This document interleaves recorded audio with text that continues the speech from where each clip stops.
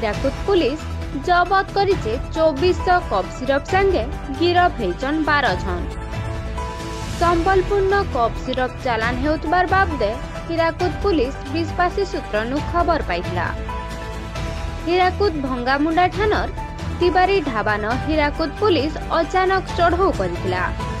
इ चढ़ऊ बेलाके 2400 cup syrup जबत करबार संगे 2टा Bolero pickup गुटे scooty जबत करतिला। इ मामला थी पुलिस 12 जन को गिरफ्त करिछे। इ कप सिरप कलिकता नु भुवनेश्वर बाटू संबलपुर आसीथिला बोली जना पड़िछे। आर संबलपुर नु बरगढ़ के जाइथिता। गिरफ अभियुक्त मानकर भितरु बड़भागी अभियुक्त मानकर नाथी आघनु भिने भिने थाना न मामला रहिछे। जबत कप सिरप रो अनुमानिक दाम 8 लाख हेबा बोली पुलिस सूचना देछे।